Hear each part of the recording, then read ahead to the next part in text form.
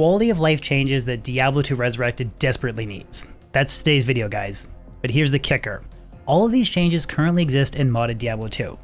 What's going on, Diablo 2 fans? My name is Dobrunsky, and today I want to rant about, or showcase, depending on your perspective, some of the amazing quality of life changes that the modding community has implemented into Diablo 2 Resurrected. Changes that I wish Blizzard added to the base game years ago. Changes that I was asking for until I was blue in the face during the time period that D2R was being actively updated. So to get you guys caught up to speed, the quality of life changes that I'm going to be showcasing in today's video are from the Diablo 2 Reimagined mod. If you're not familiar with the mod, I'll leave links in the description for a basic overview video, the mod's website, and community Discord. That should cover about everything that you need to know. I do want to point out, however, that there is many other mods that have implemented similar changes as well. These include Project Diablo 2, Path of Diablo 2, D2R Remodded, and many more. So the first quality of life change that I want to cover is Stackable Currency. The ability to stack runes is an absolute game changer in Diablo 2. I have close to about 100 hours of farming in the Reimagined mod, which has netted me a total of 295 runes. And this quantity of runes is only eating up 35 spaces in my queue. To put this into perspective, the equivalent amount of runes in base D2R would eat up nearly 3 full stash tabs. That just blows my mind. And that doesn't even take into account new features like the gem bag and keychain that allow you to mass store gems and uber keys for further reduced stash clutter. I would go out on a limb and say that this is probably the most requested quality of life change in D2R,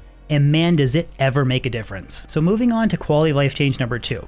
It's a small one, but it has a very big impact, and that is changing the in-game town spawn location. Now, I'll admit it doesn't seem like a big change at first, but consider Act 2 and Act 3. Talking to Waruf to travel to Act 1 to avoid running across half of Loot Ghislaine, or taking the travel waypoint back to Act 4 to avoid running the entire Kuros docks. Efficiency min-maxers know exactly what I'm talking about here. Why not completely eliminate the headache by simply changing the in-town spawn location? Travel farmers rejoice because council farming just got a lot more efficient in the D2R Reimagined mod. Quality of life change number 3 is more or less piggybacking off of change number 2, altering the NPC spawn locations and items that they sell. The spawn location for Deckard Cain in Act 5 has been shifted next to your personal stash. No more running across Harrogath to ID your items, and Farah in Act 2 now sells potions. The latter is really only beneficial for first-time playthroughs, but it's nice to kind of save a trip and buy potions from her after she heals you.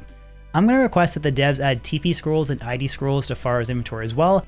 Let's completely eliminate the need to talk to Drognan outside of mandatory quest progression. So quality of life change number 4 was my biggest change request during the time period that Blizzard was actively updating D2R. And that change was, of course, a loot filter. I honestly think it's ridiculous that you can have so much loot on the ground that you exceed the limit of items that the game can show. There is so many examples of content creators nearly missing high runes because of this problem. I would have missed this jaw rune in cows if it wasn't for the beam of light that the built-in reimagined loot filter has. The base game desperately needs some form of a loot filter. The ability to teleport and cast battle orders and battle command in town is the final quality of life change that I want to cover in today's video. I know this one seems relatively minor, but I promise once you start teleporting in town, you can't go back to not being able to teleport in town. Now, I know that this video has to an extent seem a bit negative because it's mostly focused on covering the lack of quality of life changes in D2R, but I did want to at least shed some light on a few of the positive changes that Blizzard did make. These include the item label display toggle, auto gold pickup, auto party invite, the implementation of quick cast, the ability to display active keybinds, and the option to confine your mouse cursor. Now, in my humble opinion, the introduction of quick cast is probably the single biggest quality of life improvement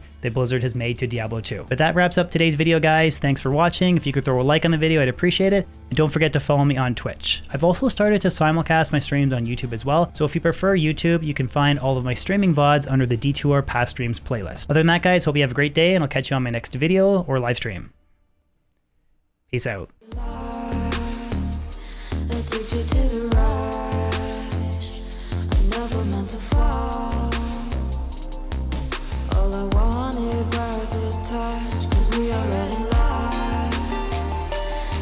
To